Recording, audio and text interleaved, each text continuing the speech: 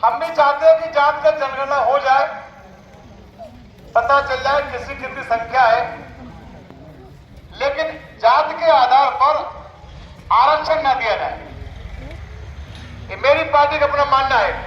सामान्य कोर्स के लिए मैं क्या कहना चाहता हूं, जात के आधार पर आरक्षण न दिया जाए। जैसे जात के आधार पर 4 वर्ण बनाए, ब्राह्मण, क्षत्रिय, वैश्य, शूद्र, वैसे ही आर्थिक आधार पर भी 4 वर्ण बना दिए जाए। अति गरीब, गरीब, मध्यम, सामान्य और अमीर, ये 4 वर्ण बना दिए जाए। और क्यों बना दिए जाए? कि जात के आधार पर आरक्षण 75 सालों से हमारी अनुसूचित जात के लोगों को मिल रहा है, बैकवर्ड को भी 70 से मिल रहा है। लेकिन यदि जात के आधार पर आरक्षण से गरीबी दूर हो गई होती तो आज भी 80% गरीबी अनुसूचित जात, अनुसूचित जनजात और मोस्ट बैकवर्ड में ही जात है। बोलो भाई, है कि नहीं? आज भी 80% गरीब SC ST के लोग ही है, मोस्ट बैकवर्ड के लोग हैं। तो इन्हें तो आरक्षण मिल रहा था, इनकी गरीबी, इन्हें तो जात के आधार पर आरक्षण मिल रहा था, इनकी गरीबी क्यों नहीं दूर हुई भाई? इसलिए मैं कहता हूं कि आरक्षण आर्थिक आधार पर मिलना चाहिए। चाहे पंडित जी हो, चाहे ब्राह्मण हो, चाहे वाल्मीकि हो, अगर गरीब है तो उनको अति गरीब में रखना चाहिए।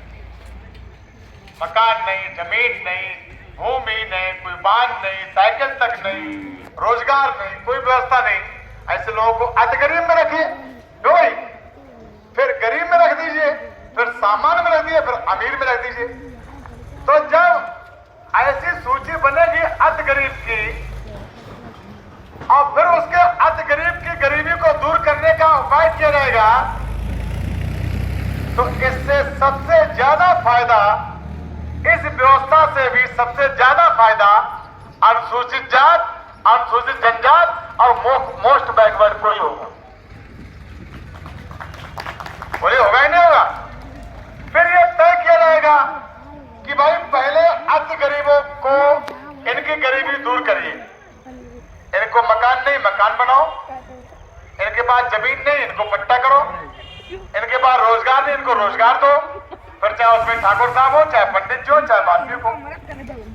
वैसे भी आज की स्थिति दद्दा के जमाने की स्थिति नहीं रही है कि हम वहां खाना नहीं खाएंगे, हम वहां खाना नहीं खाएंगे, उनके घर नहीं जाएंगे। बताओ, सही बताइए, अब जो स्थिति है, बोलो भाई, ये नेता ही सब जातियों को बनाए हुए हैं इस समय। वैसे समाज में कोई जातियां नहीं, और है तो अपनी अपनी बनाए रखो, शादी बात उसके लिए, संबंध के लिए अपनी बनाए रखिए। लेकिन कोई ये नहीं कह सकता कि नहीं, वे वाल्मीकि है तो हम उनके साथ व्यवहार नहीं करते। वो भी आते हैं और वो आते नहीं आते।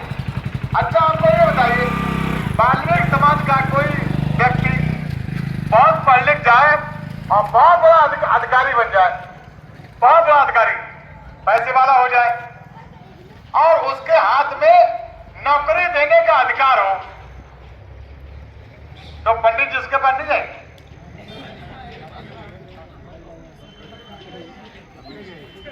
तो क्या ठाकुर साहब नहीं जाएंगे? तो क्या यादव जी नहीं जाएंगे? बोलो भाई, क्योंकि वो इतना बड़ा आदमी, इतना बड़ा अधिकारी है, तो अंतर जात का नहीं रहा। बोलो, अंतर रहा पैसे का, ठंडन गोपाल। अगर पैसा है तो उनका नाम कालका प्रसाद जी है, और अगर पैसा नहीं है, गरीब तो जाए, तो कलुआ नाम है। बोलो भाई, तो हमारी पार्टी का सोच सही है कि नहीं?